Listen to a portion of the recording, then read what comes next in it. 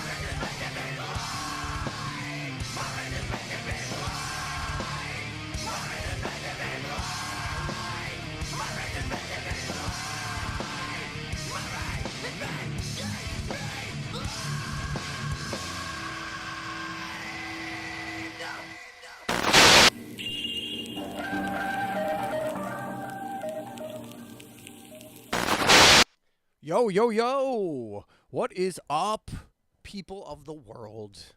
It is I, Chris, from Redbeard Videos. Oh, I could take these down now. I look like a minion. I look like a weird minion. What's up, everybody? How's it going? So good to be back here on a Wednesday, as I normally am now. Actually, that's kind of like the thing. I've done 2 weeks in a row now, 3 out of the last 4. I feel like I'm on a little bit of a whoosh, upswing, right? So let's just hope that we keep going this way because I'm telling you, the world is a dark and really gross place, especially here in America right now. I'm going to adjust this camera a little bit here. Oh, look at that. Oh, you can see the whole thing. I'm like centered now. Look at that. Still learning. Still doing this thing on the fly, but so got a lot of good stuff for you today. Got a lot of funny, interesting, little tidbits around the world of music. My sports life is essentially over. I will say, just to give you a little update on what's going on with the channel here. There's a lot of things popping, and I'm hoping that come January of 2025 of next year, which is like 2 months away, like 8 weeks, 7 weeks away. Uh, I have a bunch of other things going on. I have another two channels that are going to. I'm going to officially launch the Redbeard Network. Okay, and the Redbeard Network is going to encompass this channel, which is mostly music, mostly just entertainment. Okay, we're just going to call this the entertainment channel. So there'll be some TV stuff, and there'll be some, occasionally sports will leak in here, and occasionally politics will leak in here, and occasionally, but TV, movies, music. Like, that's kind of what I want to stick with here on the Redbeard Videos channel.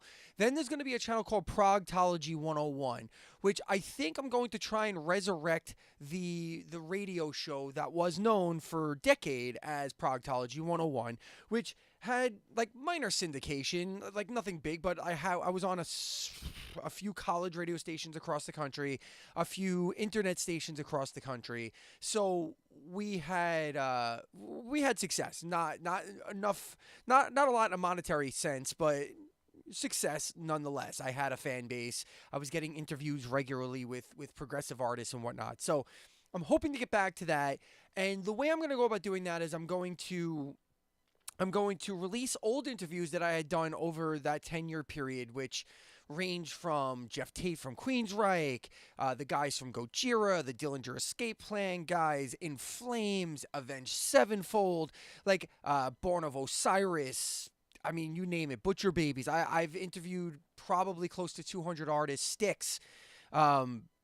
So Rod Morgenstein from Dixie Dregs and Winger and whatever. So there's a lot of interviews floating around that have really not seen the light of day other than the one or two times they were heard on the radio. So now I'm going to make them available to everyone on my channel Progtology 101, which will be over on YouTube, part of the Redbeard Network. The other thing that will resurrect was another project that I used to do with a buddy Jay of mine, where we would do the Sports Riot.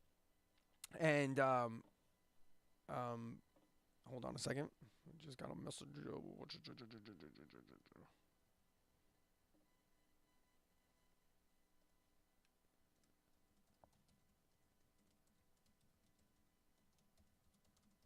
Because as you all know, even though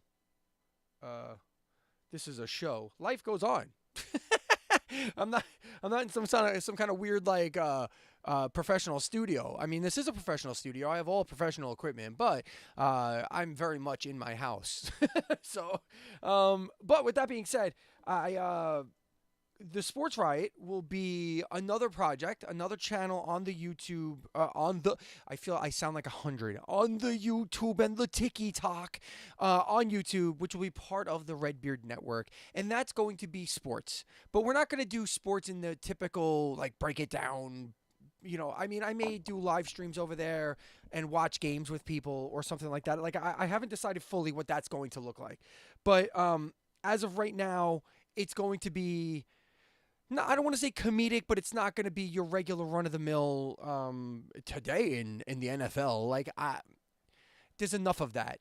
And I'm not going to lie and pretend that I'm smart enough, or at least, not that I'm not smart enough, I'm not in the know enough these days. Maybe 20 years ago I could have done this, but these days I'm not in the know enough on all the sports to be able to do like a daily show where I break down sports stuff, or a weekly show where I break down sports stuff. But, I've done little things here and there on this channel, like mythology versus reality, where I'm going to pick the playoffs or games or whatever based on their mascots, and I may do other things like based on music from their state or from their city, or so. I have a lot of ideas of creative little things I want to do that will tie into sports, and sports fans may actually enjoy it. So we're gonna do that as well. So TSR will be coming, P101 will be coming, and then of course there's Redbeard Videos right here. Now, I did a little political video, did not get a lot of traction, which is fine. I'm actually okay with that. But that doesn't mean that I'm going to steer away from the political thing. I just may not do it here. It's a very toxic time, and it's a very toxic place to be. The political streamosphere, or whatever you want to call it.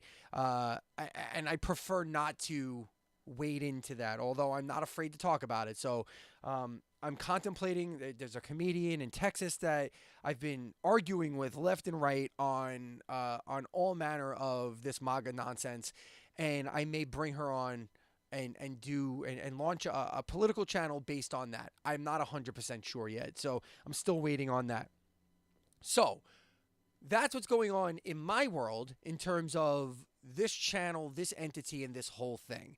As far as I see it, I'm about 30 seconds away from leaving my full-time job because, look, I'm not going to pull any punches. They're bullshit. They're just bullshit, period. And I'm not going to say who it is because a lot of people can get hurt due to that. But I may actually make a video essay on organizations and why unions are so important, because if I had a union at this job, they wouldn't be able to do half the shit that they do.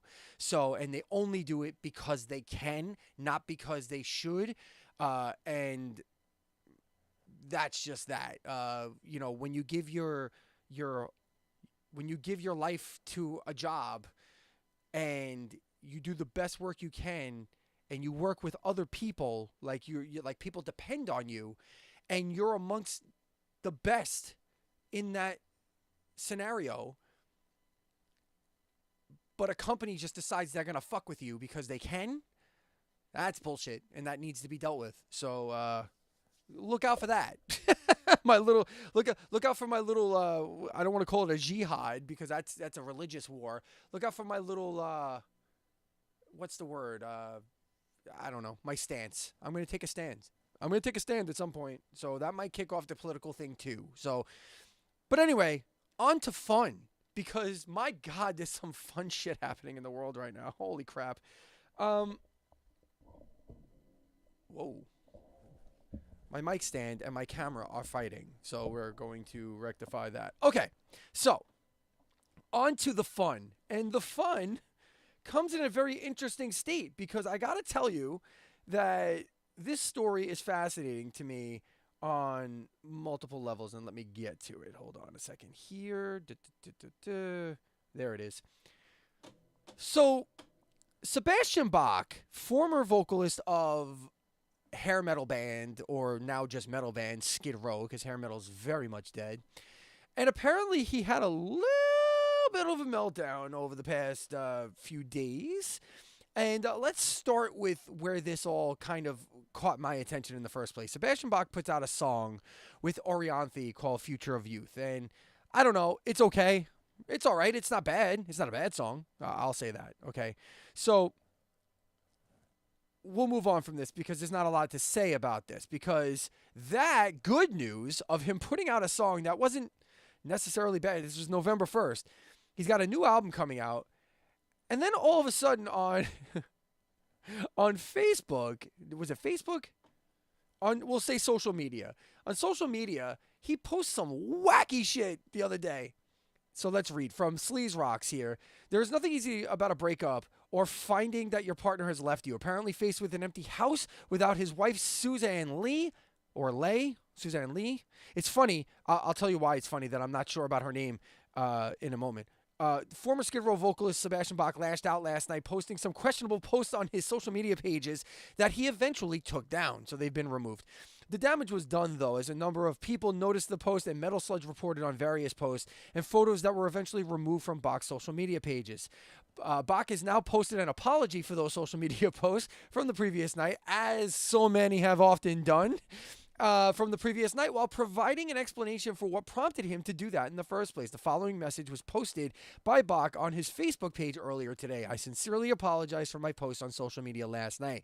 I came home to an empty house and had a very strong emotional reaction to that. Heartbreak. I am very sorry for posting anything when I am in serious pain. I apologize. I am just so in love with my life, with my wife. A world without her in it is very difficult to envision. To be honest, when I'm not with my wife, I get extremely jealous of anybody who is actually with her. That's probably the problem, Sebastian. I know that is a flaw, and I am sorry. There you go. And I am not perfect, that is for sure. When I am away from my wife, I get insecure because I love being in the same room with her more than anything in this world. I would be very upset if anyone thought anything bad about my wife. That is not my intention in any way. It is my jealousy that caused these emotions. My love for Suzanne makes me very jealous, but that is my fault and my fault only. I love you, Suzanne, and I hope you are very well. I hope you are well. I hope you allow me to love again. Hashtag to live again. Very deep shit from Sebastian Bach. Now, why is it interesting? Well, this caught my attention for multiple reasons. One, Sebastian Bach,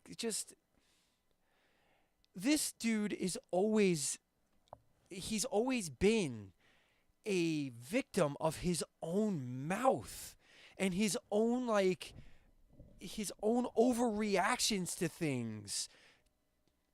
The shirt, the AIDS shirt that he had years ago where he had to apologize. Jumping into an audience. I understand you got hit in the head with a bottle, but you need to be the bigger man, quite literally and literally, both literally and philosophically. You need to be the bigger man because you're a star, especially back then.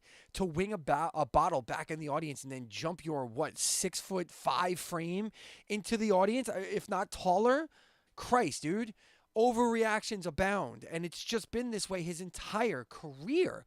And now, here we are in 2024, and he's still apologizing for shit that he's overreacting for. Dude, just, I had this happen to me not that long ago where I came home from somewhere, and I'm on my phone, and a text came up, and I literally handed my phone to my wife and said, "Take this from me. Keep this away from me. I'm going to say something I shouldn't say." You need to do better, Sebastian. That's number one. Number two, this caught my attention because I DJ'd this wedding, and I'm not fucking lying. He got married at the Rock Bar in 2014, and I was the house DJ for the Rock Bar in San Jose, California. I DJ'd his bachelor party and the wedding the very next day. There's a puppet back there that you can't see lurking in the shadows in my studio audience, which will become a thing here on the live show at some point. But there's a puppet, and I was for the bachelor party, and people have video of this. So if anybody watches this, or I post this as a VOD, and anybody sees this who is at this show, because I think there was at least 1,000 people at this bachelor party, and I DJ'd a playlist curated by Sebastian himself. He handed it right to me and said, "Dude, I want these songs played." I can't do his voice very well, but and I have posted it on my Facebook, which I could probably find it, but and I was a puppet. Okay, so I was in a box, a curtained box, and I had my hand out a curtain, and I was a foul mouth puppet named DJ Spank, who was one of the mascots, or was going to be one of the mascots at the Rock Bar, if the owners of that place weren't fucking dunderheads and, didn't rob literally everybody blind, including me. They still owe me $2,000, and I have no problem saying that. They probably owe me more. They robbed contest they robbed people. I should do a whole video about Rock Bar. I think I should. Maybe I will. I don't know. But that's neither here nor there. I DJ'd this bachelor party, and then the next day I DJ'd the wedding. So it's crazy to me that I'm reading a story now 10 years later that not only is he getting divorced from this woman, which really isn't a shock. Like, how many times do rock stars get divorced from their wives? This is not news. And how many times do rock stars like over-exaggerate or overreact and do some outlandish shit and get stupid drunk and then say some stuff online, and then they have to retract and apologize for it. This is a tale as old as the internet. So this is nothing new. But what's interesting to me is that I actually DJ'd this wedding. So I can say that it's the first. I know I've DJ'd hundreds of weddings, and I don't know all of them. But this is the first one that I can confirm has failed. So my statistics have gone down a little bit. I went from 100% success rate as a DJ, as a wedding DJ, and now I'm at what, 94%? I think I did over 200 weddings in my life. Um, and I know of a handful of them personally that I'm still friends with, but the majority of them I don't know. So I don't know how many have failed, but I know only one that I can confirm, and that is this one. So tell me your thoughts on this. Throw it in the chat. You know, it's weird to me that like, you know, that he went off the deep end so well. I mean, I guess maybe it's not weird to me. It's kind of expected from Sebastian Bach, honestly. And he's just been rejected by everybody lately too, because it wasn't that long ago. I think it was a few months ago that he was clamoring and actually making it sound like it was inevitable that he was going to get back together with Skid Row, until those guys came out and said, "What the fuck? No." Like we're not doing the Sebastian Bach thing again. So yeah, it's pretty wacky. But share me your thoughts here in the comments. You know, drop it in the comments section. What do you think about this? There was one more story. Where was the other story? Yeah, care of what did Metal Sludge have to say about this?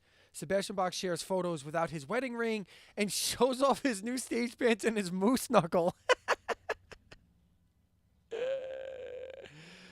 Look at this post. I love my new pants. Want to come hang out with me? And he spells come C-U-M. Oh, my goodness. Crazy news from the world of rock and roll, as it appears singer Sebastian Bach is headed for a heartbreak again. Nope, it's not another failed attempt at reuniting with his former band Skid Row, but in fact, it looks like Bach and his love life are in shambles. The 56-year-old rocker took to his social media on Monday night and shared a slew of images and comments that seemed to imply that his marriage might be over. Bach shared a pair of images of him wearing his wedding ring and his second without the ring, which he then captioned before and after with a broken heart emoji. Soon after, Bach shared images of his wife, Suzanne Lee Bach, or LeBach, sleeping on what appears to be a couch with a dog sleeping on the floor next to her. That post was captioned with "Goodbye to Neil" with a heart emoji. Okay. His name is Neil. Neil, I guess. Okay. It is believed that Neil is his dog in the photo, but there was no mention of his wife, Lay. Okay. Bach also shared images that highlighted his crotch and a caption that reads, "I love my new pants. Want to come hang out with me?" That is the cringiest shit I think I've ever heard. He's sending veiled dick pics. What the fuck?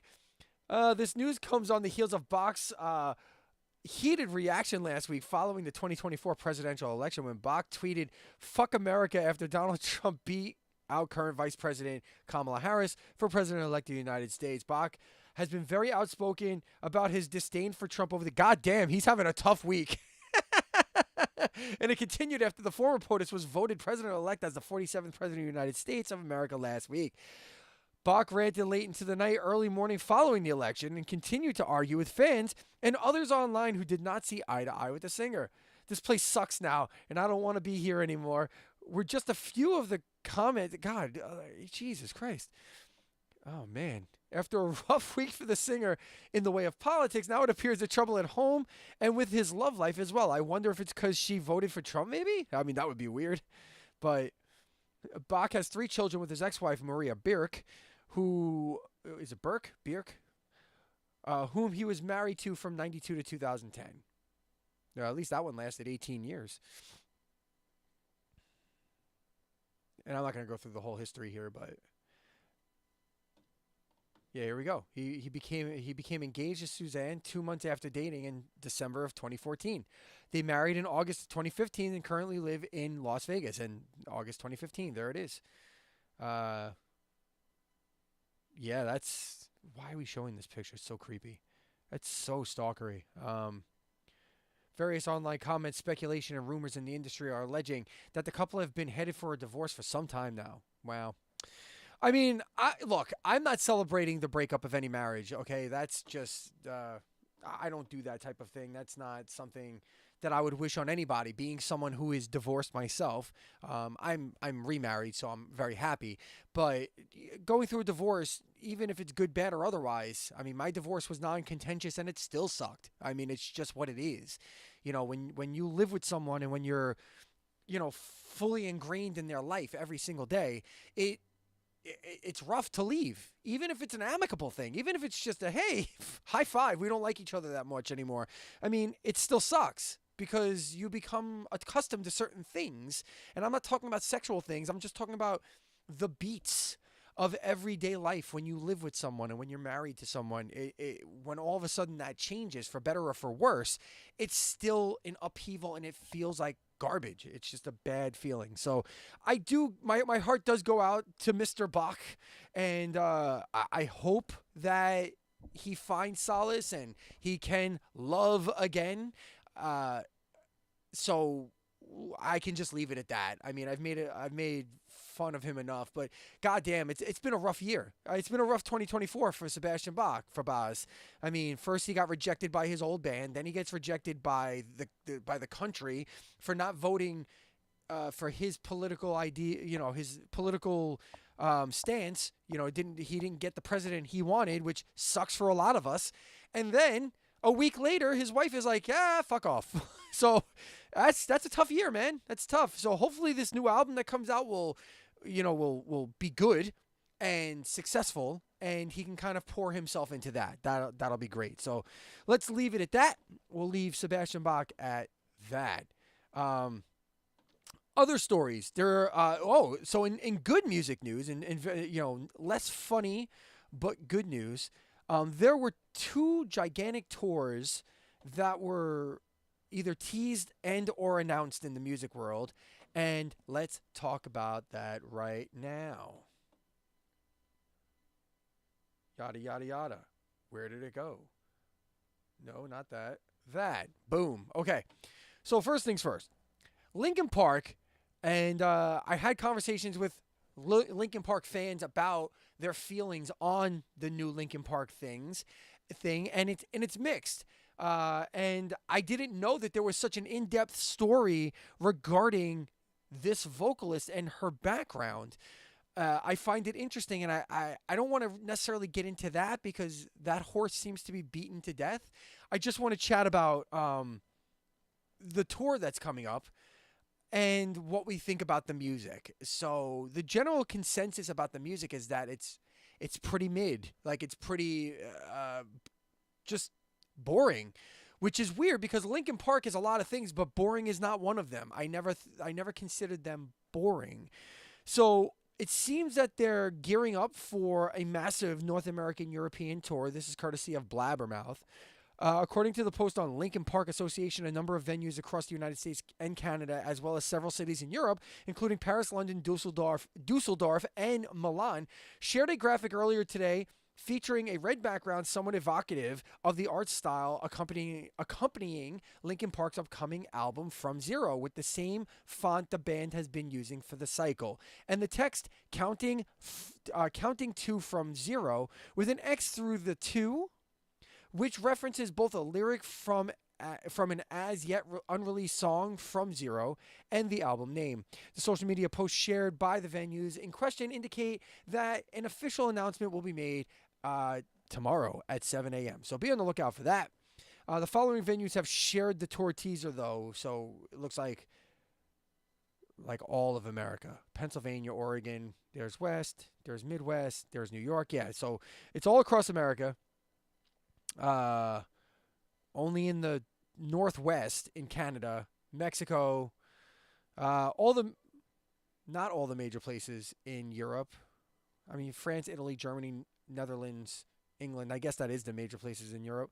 So, I mean, it seems to me like they're about to embark on a huge thing. This is not just going to be a few songs or whatever. So it's the band is now consisting of new singer Emily Armstrong, drummer Colin Britton, who have joined returning members Mike Shinoda, Brad Delson, Dave Phoenix Farrell, and Joe Hahn in the band's new lineup. Guitarist Alex Feder is filling in for Delson at all Linkin Park concerts for the foreseeable future. So In an interview with Billboard about Linkin Park's comeback, Shinoda explained that drummer Rob Bordon, who had founded the band with Mike and Brad, had decided to exit Linkin Park. Rob had said that to us at a point, I guess it was a few years ago now, that he wanted to put some distance between himself and the band. And we understood that it was already apparent. He was starting to just show up less, be in less contact, and I know the fans noticed it too. The Hybrid Theory re-release in 2020 and Paper Cuts release this past April, he didn't show up for anything. So for me, as a friend, that was sad. But at the same time, I want to do whatever makes him happy, and obviously, everybody wishes him the best. So everybody got back together except for the drummer. The band was also recently announced to be co-headlining with Metallica at the 2025 iteration of Las Vegas Sick New World, which will be indeed that. Sick. So that's the first concert that was teased. There's no definitive statements there yet. The other one was by My Chemical Romance. A 2025 Summer North American Stadium Tour. After performing the Black Parade in its entirety at the most recent When We Were Young festival, My Chemical Romance, this is also on Blabbermouth, will celebrate the Black Parade this coming summer. The seminal album was named one of Rolling Stone's 500 greatest albums of all time. The band will be performing the full album in only 10 cities across North America, produced by Live Nation, with each show featuring a different hand-selected artist as the opening act. That's hella dope. I'm hoping that the hand-selected artist will be a band that's local to each city. That would be incredible. And then I also hope they pick somebody big, too. I hope they do like the Metallica thing, where they pick a different huge band to kind of do their whole thing. So let me see here. So, yeah, so I'm looking at... Okay. So in Seattle, it'll be the Violent Femmes. San Francisco, 100 Gex. In L.A., Wallows. In Arlington, Garbage. In East Rutherford, New Jersey, Thursday, in Death Cab for Cutie. Philly will have Alice Cooper. Wow. Wow, that's an odd step. In Toronto will be the Pixies. Chicago will be Devo. Wow, that's incredible. Boston will be Idols. Tampa will be Evanescence. God damn. They got some big name openers. Wow. Okay. So that's gonna be a pretty awesome, I have to say. And I love the I love this, this Russian-looking, like, dystopian type of artwork. That's pretty dope.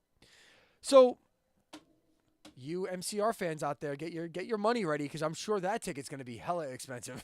I can't imagine it not.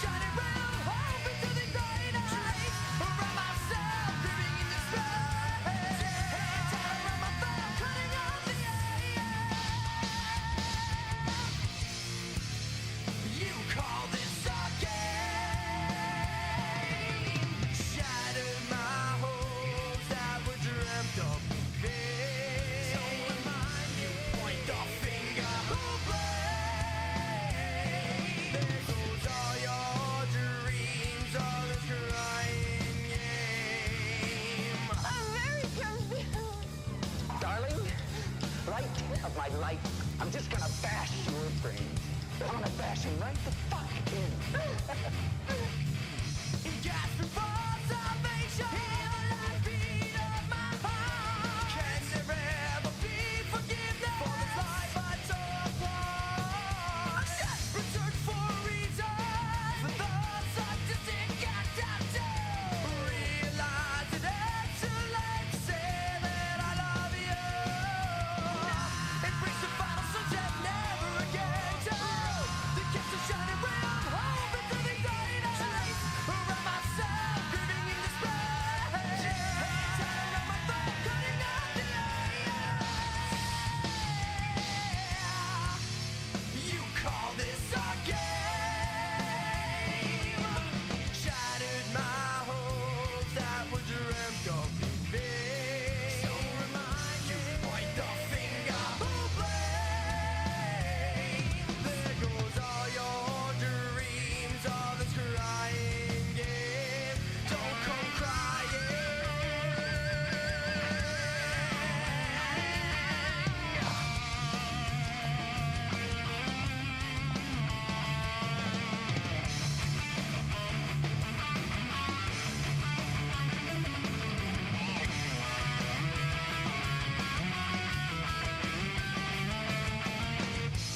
Life slips away. I feel my life. I'm lifeless after this. Emotional game. Emotional game. Why you torment my soul? With the vicious cycle. When does the game end? You call this a game? You shattered my hopes that were dreamt of in vain. So remind you, point the finger, who blames? There goes all your dreams of this crying game. Don't come crying. And don't come crying. And don't come crying.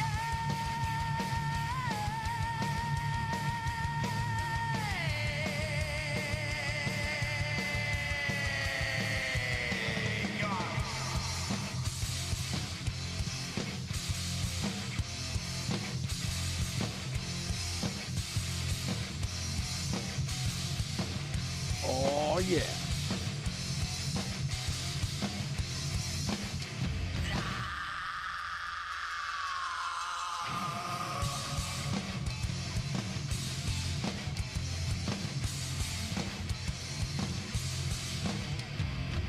All right. Here we are, back, doing the thing.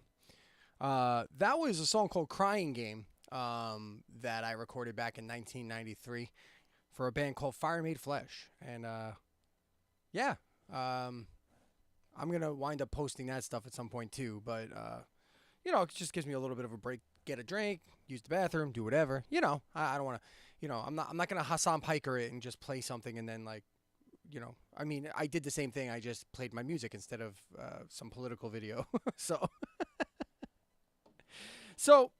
back to the stories of the day.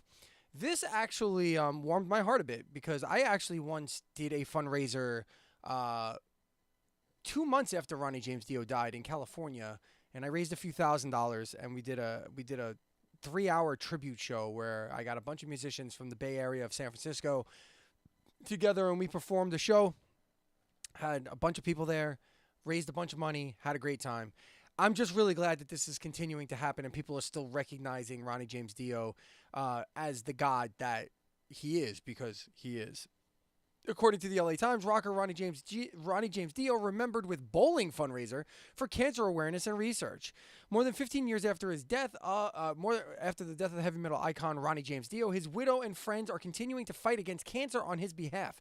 On Thursday, Wendy Dio, his wife, and her friends and supporters will hold the annual Bowl for Ronnie celebrity tournament at Pins Bowling Center in Studio City. That's in California, for those who don't know.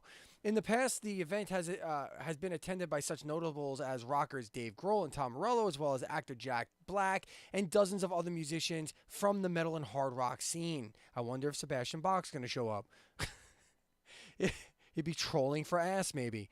It's one of the it's one of the two events held annually that raise awareness and money for the Ronnie James Dio Stand Up and Shout Cancer Fund. According to Wendy Dio, the organization has raised about $2.5 million over the years, with funds going to the cancer research work of the T.J. Martell Foundation for Cancer, AIDS, and Leukemia Research, the MD Anderson Cancer Center in Houston, and the UCLA School of Dentistry's Early Cancer Detection Program, where Dr. David Wong is working on a way to detect stomach cancer from saliva samples. That's hella dope. Corporate lane sponsorships for the bowling event ranges from $2,500 to $3,000 for a team of bowlers, depending on when it's booked, with a limited number of spectator tickets available for fans for about $90, including fees. That's actually pretty fucking cool, man. Like, I wonder, for that $90, do you get to, like, hobnob with the celebrities that are there? Or do you have to be separated? Because I remember going back to something I talked about earlier in the show. When I DJ'd Sebastian Bach's wedding, it was kind of bogus. So the way the club, the Rock Bar, was divvied up was there was like a step up, and then there was like the floor, like your typical floor space for like a concert, right, in front of the stage. And the floor had tables and whatnot, and was relegated. It was not relegated. It was designated for the celebrities or Sebastian Bach's direct guests. Then the Rock Bar sold tickets, which weren't terribly expensive. I feel like they were like $45 or something, or maybe $50. But those people had to stay like in the back, like on the elevated side. They were relegated to the back. And they really didn't get a chance to hang or chill with any of the celebrities and any of the rock stars that were at the show. So that low-key sucks. I thought that was a really shitty thing to do. I also understand that they were only charging like $45 or $50. So maybe charge a little more and let them actually interact with people. Anyway, after spending more than 40 years in the music industry as an artist manager, Wendy Dio, who had a bit part in the 1975 cult film Death Race 2000, started the fund not long after her husband of more than 3 decades died of stomach cancer on May 16th, 2010, at the age of 67. And there she is. She looks wonderful. Yeah, that's wonderful. I mean, that's really cool. And I don't even want to get into that. I just saw something stupid, some political stupidity. Jesus Christ, the dumb get dumber. Yikes. All right. So anyway, so that's awesome. So if you're in the LA area near Studio City and you have $90 kicking around plus fees or whatever, so let's say $100, you can go support a very worthy cause, which is the Ronnie James Dio Stand Up and Shout Cancer Fund, which I've donated to multiple times, including several $1,000s for a show that I did. And I think I may try and organize one here in Pennsylvania. So if there's anybody watching who's a musician in Pennsylvania, hit me up, because I think I'd like to put something like that together. What do we got here? In other news, in mainstream news, because I know we talk metal, and sometimes metal doesn't go mainstream, but today, it did. Not today, but last week. Or, yeah, earlier this week. No, I guess it was last week, technically.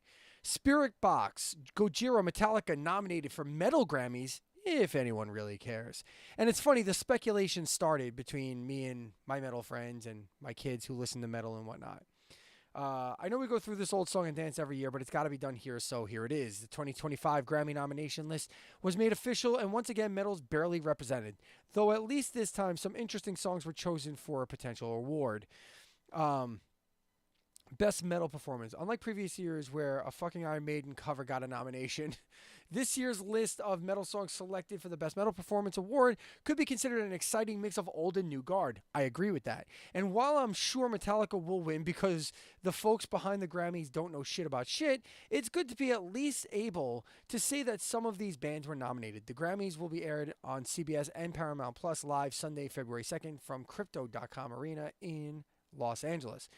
So, remember that in order to be eligible for the 2025 Grammys, applicable songs and albums need to have been released in the U.S. between September 16th, 2023 and August 30th, 2024. So almost a full calendar year from September to September, which explains why Metallica is even on this list. But enough about all that. Here's the actual list. Okay, so let's look at this.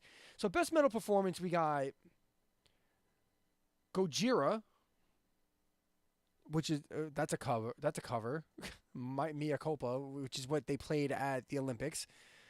Judas Priest, Knocked Loose featuring Poppy, Suffocate. That's a dope song. Metallica, Screaming Suicide. It's a good song. And Cellar Door by Spirit Box. Now, here's what's interesting about this list. You have 2 old guard, 2 brand newbies, and a middling band, a band that's been around over a decade but is really just becoming one of the preeminent bands in the metal scene right now. So Gojira became huge probably like 5 to 7 years ago is when I would say they broke through, and now they are like amongst the Slipknots, Avenged Sevenfolds, and whatnot. Judas Priest, which is as old guard as it gets, the oldest band on this list by far. Knocked Loose, which is as new as it gets on this list. Metallica, which is not as old as Judas Priest, but way, way older than everybody else on this list. And then the Spirit Box, which is a little older than Knocked Loose, but just becoming prominent now. Okay, their time has been the past year or two. So what's interesting about this is that trying to figure out what the Grammys are going to do is almost like it's almost like throwing darts at a board, honestly, because I can make an argument for any one of these 5 and it would make perfect sense. So let's do that. Gojira on this list, out of all the bands on this list, is the most relevant old band. Metallica is relevant because they've been touring the world constantly and selling out constantly. So I'm hard pressed to say that Metallica is not relevant. However, their newest album didn't make any real noise. People didn't like it a whole hell of a lot. And those who did are pretty much told how fucking dumb they are. So, whereas with Gojira, the metal community embraces everything they do with open arms and a big fucking hug, right? So Gojira, to me, on this list, is the most relevant current old guard band. I don't want to say old guard. Like, they're like... It's almost like if you put this in a sports sense, right? Let's take like NFL quarterbacks. I'm trying to figure out how to break this down the best way. Let's take NFL quarterbacks. The best NFL quarterback in the league right now is Patrick Mahomes. Patrick Mahomes has played in multiple Super Bowls. Patrick Mahomes has been around, I'm guessing he's on his 7th season now. I think he's on his 7th season. And he's been a star since, right? Aaron Rodgers plays for the Jets, and he's old as shit. And granted, he's not having a good year. But I'm talking about like before this season, Aaron Rodgers was considered great still. He was still considered great, but not as great as Patrick Mahomes, obviously, right? But he's still considered great. And then you got new guys like what's his name? Javon Daniels. Is that his name? In Washington. Or Bo Nix in Denver. Or, Trevor Lawrence has fallen off. Or C.J. Stroud. Perfect example. C.J. Stroud's the best example because that guy's a star. C.J. Stroud in Houston. The Houston Texans quarterback. C.J. Stroud.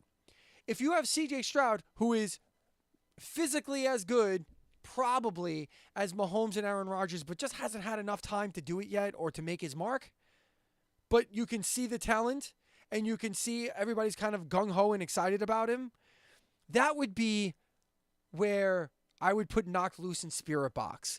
They're in the C.J. Stroud, brand new rookie type of superstar, but a superstar all the same, right? Metallica would be the Aaron Rodgers, the old curmudgeon-y guy who's still great, still can do wonderful and fantastic things, but hasn't in a while. And that's kind of where Metallica is. You know, by the book or by the public, they haven't really put out a great album since the Black Album, most people would say. I liked 72 Seasons, but I also don't love it. So I can agree that it doesn't reach the level of the Black Album or anything before that, but it was okay and it's listenable.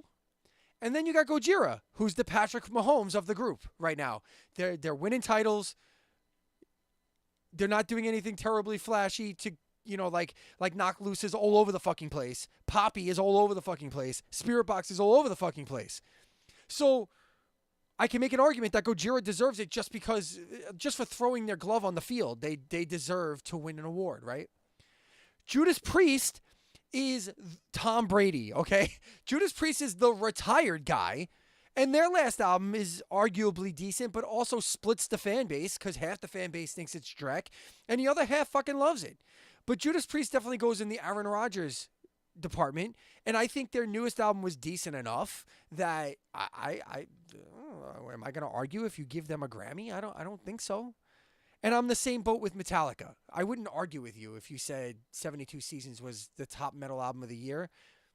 I can argue with you. I disagree with you, but I understand. Like, I totally get it. They're the most popular metal band ever. Metallica is the most popular metal band ever. There's no disputing that. There is no dispute of that. So I can see that. I can totally get it. Spirit Box and Knocked Loose would be popular picks.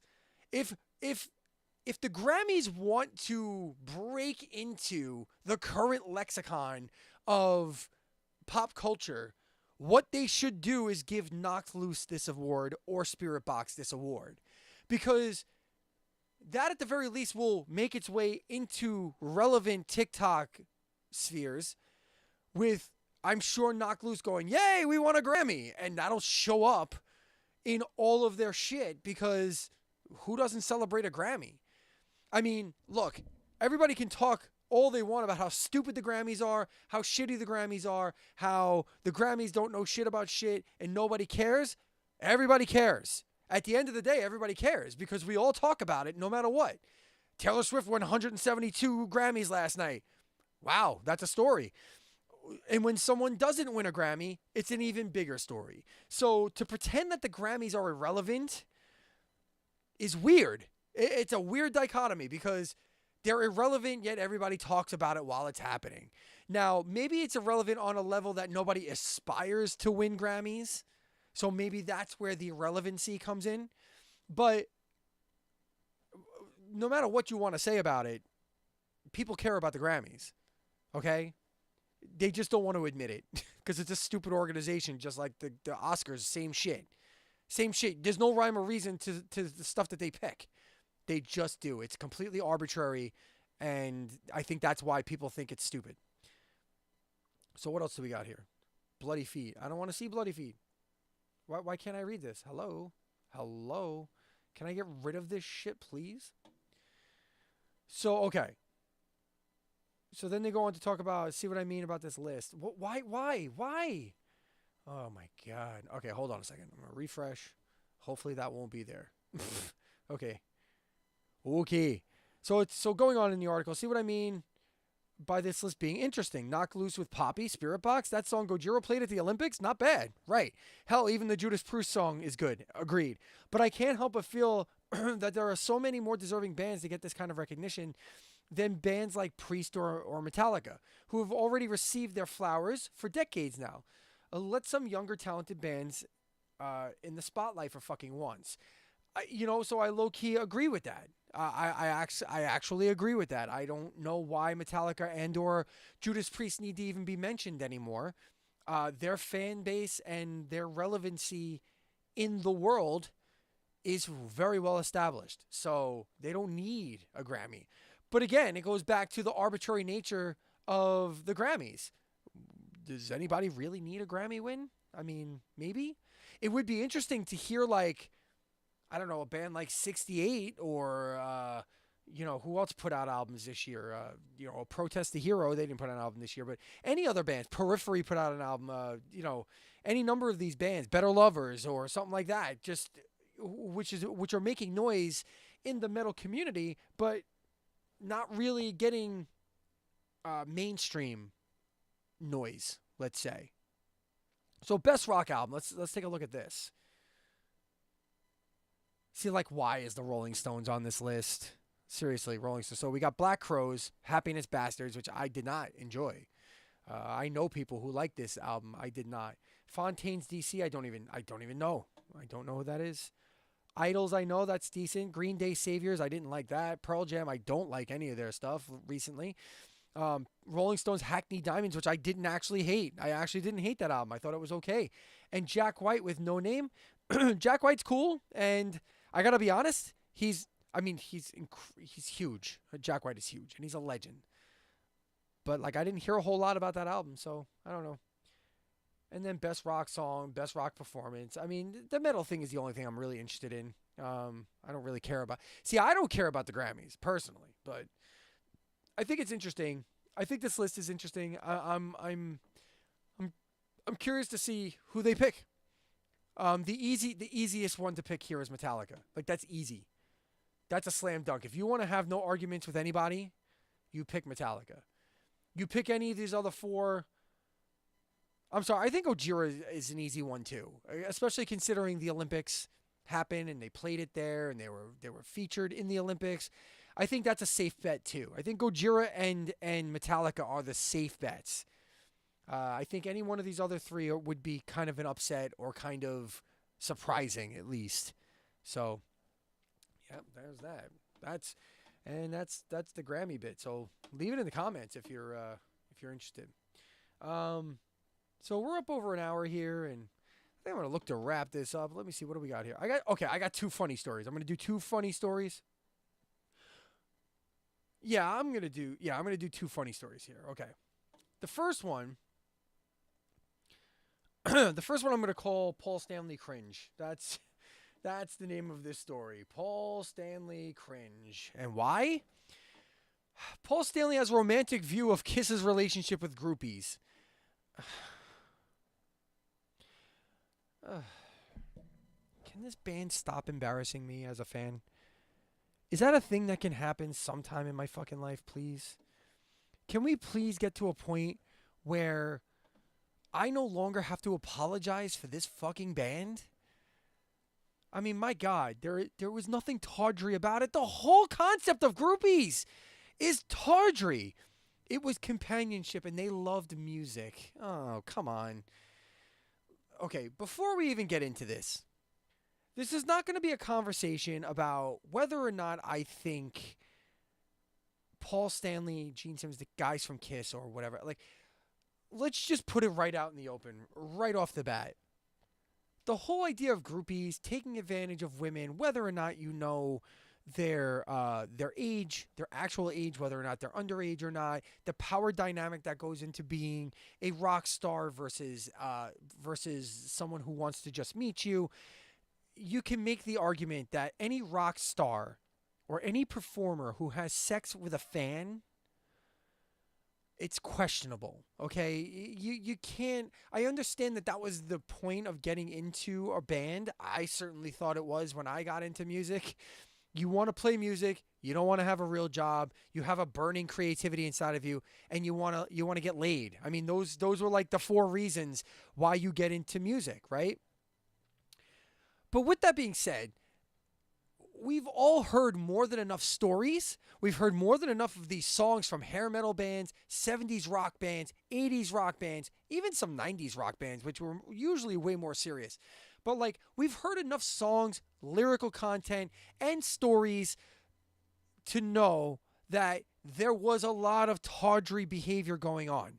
There was a lot of things that were questionable about these hookups that were going on. A lot of advantage was taken during the time. I'm not accusing Paul Stanley of doing that. And that's the point of this disclaimer, is that I'm not accusing any rock star in particular, specifically, of doing that. That is just what happened. And I'm sure it happened more often than not. I can't for the life of me imagine that there are a lot of women out there that want to be one of 5 women that you had sex with last night.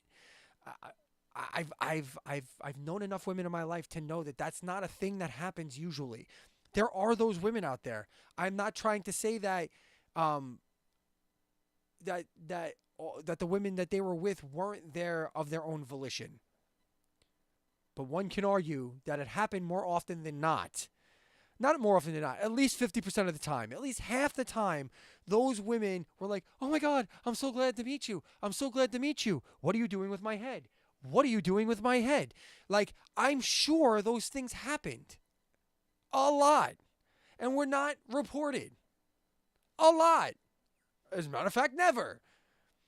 it was such a brazen act a lot of times that Steven Tyler of Aerosmith wrote about it in his own book, and how he adopted an underage girl so he could take her on tour with her and do all manner of unquestionable things. So let's not pretend that these types of things didn't happen. With that being said, this article might be amongst one of the most cringe things I've ever fucking read ever, and I cannot believe that Paul Stanley's out there talking about this. I don't know what would possess him to do that now. I have my theories that the political and cultural climate in this country right now is reaching a very questionable point, and maybe that's why he's come out and said this in a just grab, a desperate grab for relevancy. I mean, you've been out of the headlines for almost a year now. Gene has gone and said and put his foot in his mouth on multiple occasions. So Paul decided he was going to get in on this, I guess. I don't fucking know. Let's read the article. In a recent episode of Steve-O's Wild Ride podcast, Kiss's frontman Paul Stanley offered a candid look into the band's history of relationships with groupies. Surprisingly, Stanley described these interactions as quote-unquote wholesome and much more than just fleeting encounters. He reflected on how these connections were marked by a genuine love of music and camaraderie that transcended typical expectations. Says the man in this situation. That's incredible. Addressing Kiss's well-known reputation for backstage antics, Stanley clarified via Metal Hammer, "I don't think we promoted ourselves for what was going on backstage or at our hotels." Oh, for fuck's sake. It just was common knowledge. People were just seeing what was going on. He added with a smile, "It was terrific. What a great, great life. It's everything that people imagine it to be and more." Of course. Of course. If I had the ability to just throw my cock out there in a room and be like, "Line them up, bitches," and one by one they come in and do whatever you ask them to do, I'm sure that that's a great life, Paul. I'm sure that's the best life. Oh, wonderful. I'm sure your wife loves to hear this too. It's shocking to me that this is the type of quote that would come out of this. It's amazing to me. God, talk about the things you saw. Think about the venues you played, the fans that you met. Why is this a topic? Why is this a topic? And secondly, I don't think we promoted ourselves for what was going on backstage at our hotel or at our hotels. Really? Have you heard any Gene Simmons quotes from way back when? I mean, there's a whole home video called Kiss Exposed where Gene Simmons sits on a throne with a girl dressed up in a baby doll dress on his lap. And behind him are heads of girls. And at one point, he asks them to switch, and then they move. Now, granted, that's a funny-ass bit, okay? I actually found that bit amusing at the time. However, to say that you weren't promoting the I fuck bitches narrative, that's just a fucking lie. That's just a lie. For Stanley, these experiences often included more than just wild nights, describing them as much deeper connections. The interesting thing was, for all the girls, groupies, young women, whatever they were, it was really kind of, no pun intended, wholesome. Paul Stanley and his little wordplay. They were there because they loved music.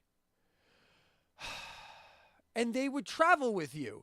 They would do your laundry. You'd go to the movies with them. There was nothing tawdry about it. It was companionship, and they loved music, and I loved them. So it was a good trade-off. I see. So they were your slaves. Did you ever offer to pay any of these people? No. Because why? Because they were trading sex with you. They were having sex with you. And you wouldn't nail it down and say this is a relationship, and it wasn't dating, because out of all the things that you said here, you could have said, I dated girls in all these cities. I went on dates with this girl. I went on dates. That would have been such a better thing to say than for all the girls, groupies, young women, whatever they were. What? Why couldn't you just be like, I went on dates. I dated a lot.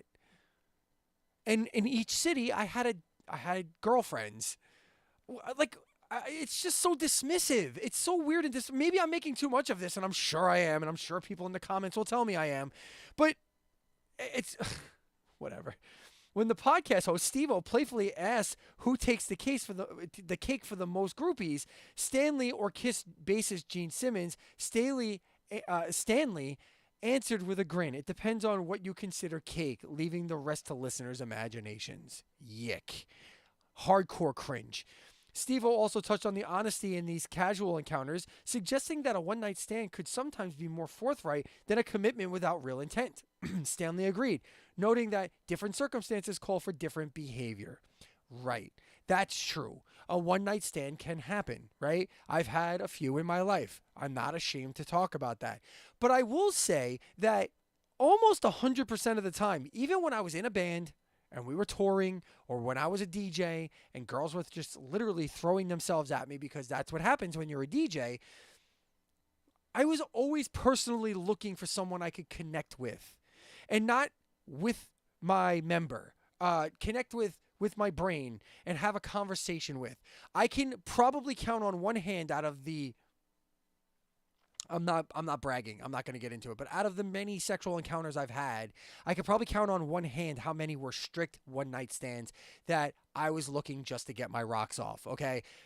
It didn't happen often. It really didn't, because it's not the person I am. Now everybody's different. I'm not shunning people who want to go out and have one-night stands. That's fine. But this is like kind of the glorification of abusing a power dynamic. This is not your typical, I went out to a bar, I had some drinks, I met a woman, I bought her some drinks, we got funky, we had a good time, never heard from her again, or I never called her again. This is different than that. This is significantly different than that because Paul Stanley could go into a room back in the heyday and not say more than 2 words and get what he wanted. That is a power dynamic situation, okay? I would venture to guess that even insanely hot guys who are built and fashionable and the whole nine, like they have everything going for them, couldn't pull that feat off, whereas Paul Stanley can, okay? That's where the difference is. It's a power dynamic.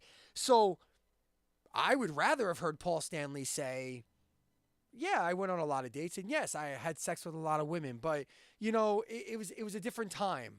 And you know, I bet a lot of those women would have preferred just to have a nice long conversation with me, but instead we did this because that's what was going on, right? I don't know. You know, it is what it is, I guess. He explained further, the women who would come to shows weren't coming there to be courted. Exactly.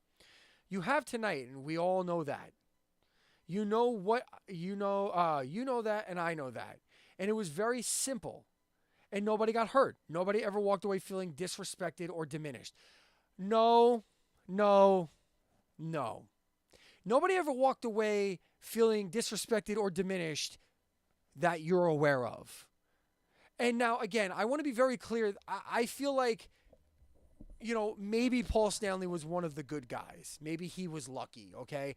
So from his point of view, maybe he did things the right way, okay? And I'm not trying to put this all on Paul Stanley. The cringe factor and the thing that I am putting on Paul Stanley here is this conversation. It's not that it happened. We all acknowledge that it happened. This would be like, what would this be like? I can't think of a good analogy right now.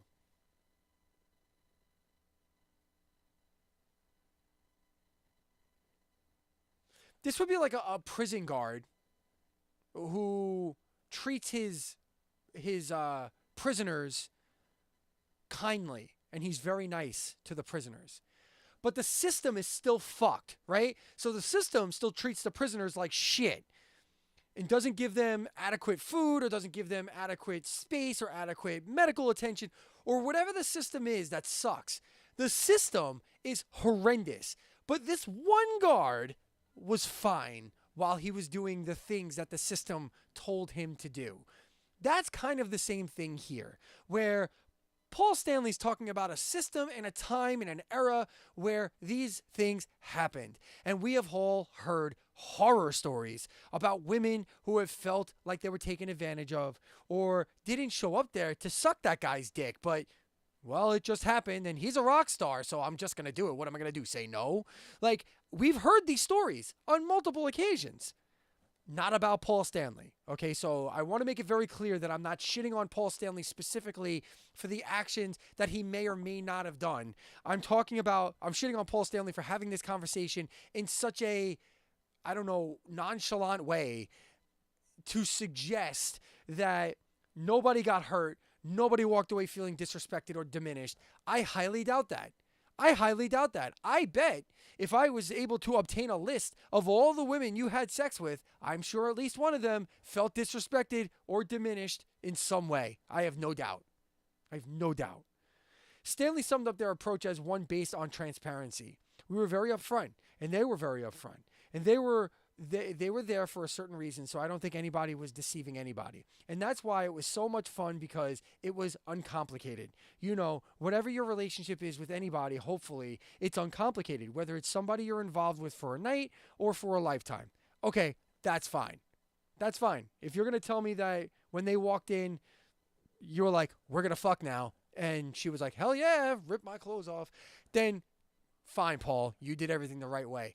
But I would hope that in the future, if you have this conversation again, maybe speak to how it's not that simple. And it's usually not that simple. It's, you know, like, what about the women that were in there shit-faced, completely drunk? I'm sure that happened many, many times. And you have gone on record as said that you have never drank. And oh, that was Gene Simmons who said he's never drank. But still, I'm sure you weren't inebriated, right, Paul? So if you weren't drunk, but the woman was, but she's all on board, do you think maybe she woke up the next morning going, why does my ass hurt? I'm just saying. If you're telling me that the amount of women you were with was so numerous that you can't even recall who had more, you or Gene, and throughout the course of that, you want to claim that nobody got hurt, nobody felt diminished, and nobody felt disrespected? I have a hard time buying that. I just think this is a conversation that shouldn't have been had. Probably should be left to the ash heap of history. So, there you go, Paul. You've made cringe of yourself in 2024. Nice job. And then Jesus Christ.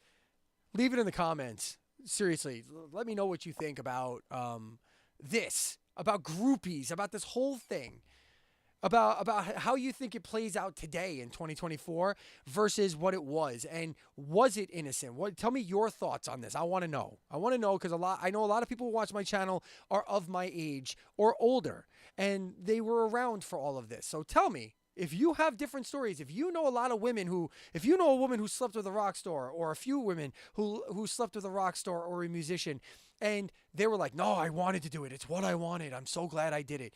And or if you have the opposite side, if you know someone who has had a negative experience, drop it in the comments. Let me know. I want to hear all about it. Okay, so one last story. We're gonna do one more, and then I'm gonna wrap this puppy up. And that's this is just too funny. So another 80s band, Trixter, who I don't particularly like. Look at this guy, this drummer. Steve, what's his name? Mark Gus Scott. Gus Scott, drummer of Trixter, apparently had a falling out with his band. And it says on Metal Sucks here that he seems vaguely apologetic towards his ex-bandmates. This sounds like an apology. I don't know if he's watching. I know I mentioned it to him that I was on live, but this reminds me of an apology an old friend of mine would make. So I'm going to skip all this other stuff.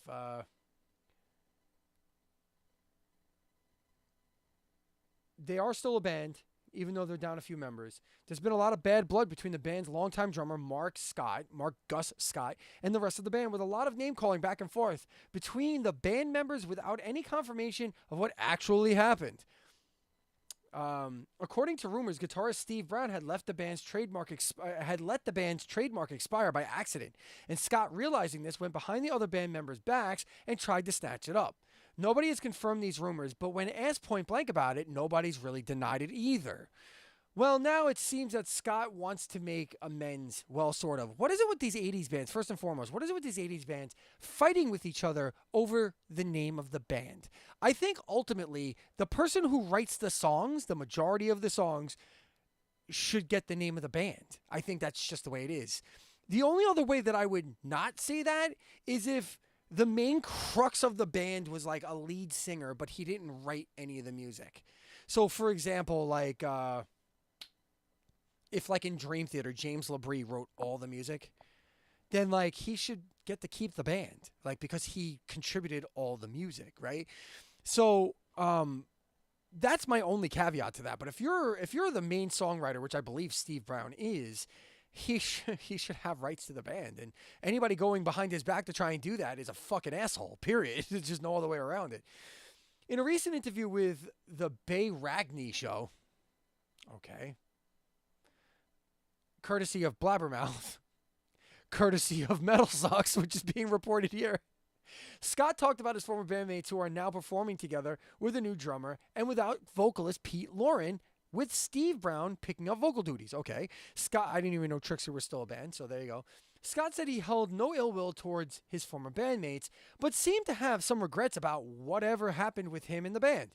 When asked if he had done something wrong, Scott said, it wasn't right. I'll be the first to admit it. Yep, it could have gone a lot more wrong, let's put it that way. Okay, well, he kind of owned his shit. But while Scott seemed regretful, he also seemed to have limits to his remorse, adding, I understand why they were pissed. I'm not angry at them for that. And I was pissed at them too. My actions were certainly prompted by other things, and I never really wanted to make it public, but I'm not going to sit here and just be a fucking whipping boy. Those cocksuckers fucking act like a couple of assholes, and now things are okay, and it's all right, but it's not like I just woke up one day and decided to be a fucking dick. Listen, let's break down this passage. This passage is hysterical. I understand why they were pissed. Okay, so he owns it. Great. I'm not angry at them for that. Well, that's good. That's good, Gus. Good. And I was pissed at the time, too. Okay, that doesn't sound... It's kind of taking away from the apology, but okay. My actions were certainly prompted by other things. Okay? Care to let us know? I never really wanted to make it public, but I'm not going to sit here and just be a fucking whipping boy. Okay. So now we're done apologizing, and he's now going to justify his apology. Those cocksuckers fucking act like a couple of assholes. I'm sorry, but you're a dick. And I'm angry because you're a dick. I shouldn't have gotten angry, and I probably went too far. But you're a fucking cocksucker who acts like a couple of assholes. Like, what is this? And now things are okay. I don't think so, because you literally just said those cocksuckers fucking act like a couple of assholes. And now things are okay, but it's all right. But it's not like I just woke up one day and decided to be a fucking dick. Well, if this is the way you apologize, dude, I have to tell you, I'm not really buying that you don't just wake up a dick some days. I can't imagine. So Metal Sucks says calling someone a cocksucker is mildly homophobic, which whatever. Moreover, it's an odd thing to call someone in the midst of an apology. Of course, an apology of sorts. Anyway, when the host suggested that Scott simply pick up a phone and apologize, Scott seemed open to it, but also seemed to indicate that he's kind of too busy right now.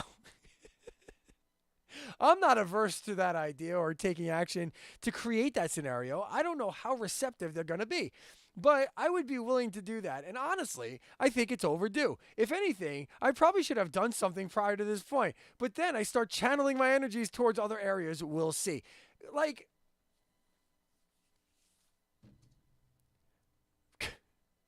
I should have called, but I didn't.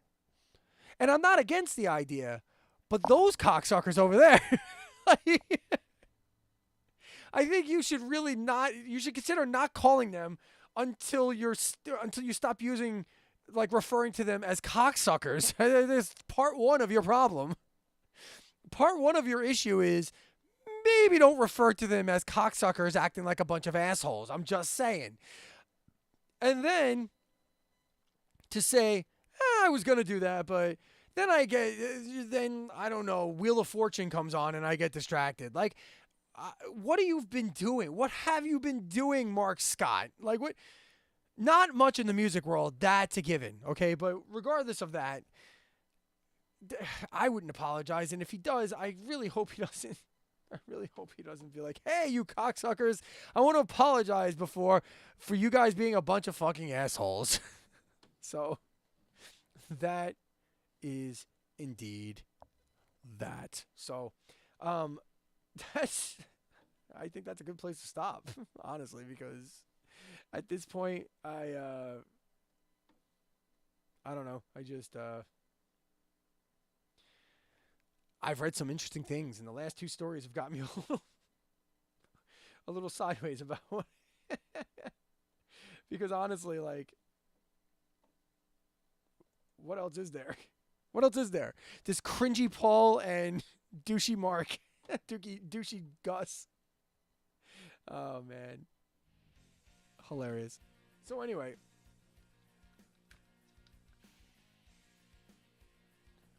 There's the music. All right, so that's my exit music. And I want to remind you all that every Thursday, Friday, Saturday, and Sunday, I have a new daily video. It's our daily 1-minute albums right here on the channel, on Redbeard Videos on YouTube. Also on all my social media places, Facebook, IG, TikTok. I also post videos over there, 1-minute daily reels, Thursday, Friday, and Saturday, and Sunday. I also post at least one long-form video, one video essay or something per weekend. So I don't know what this weekend is going to be yet, but currently on the channel right now, what do I have on the channel right now? What have I put up on the channel right now?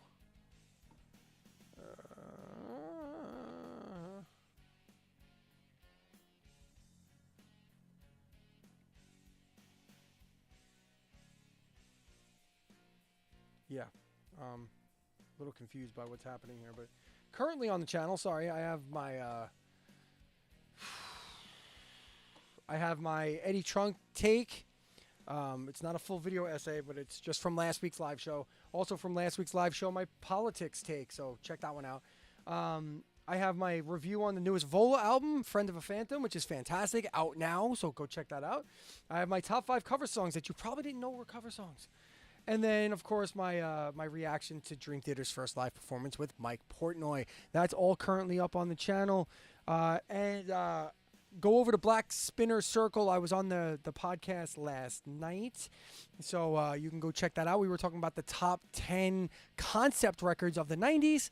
And then I'll be doing a future appearance on Freeform Rock Podcast, or the BS Sessions, and that's coming up at the end of the month here. So until next week, I want to thank you so much for being here with me, as I so much enjoy being here with you. And until next time, we will talk to you soon. Bye.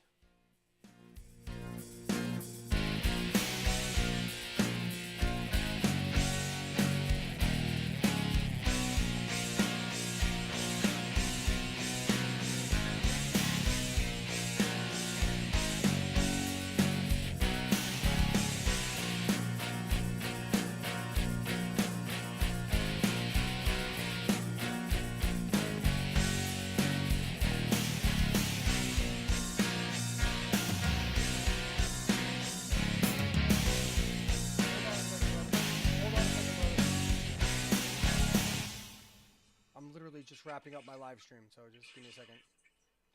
I'm going out live now. See you later, bitches. Bye.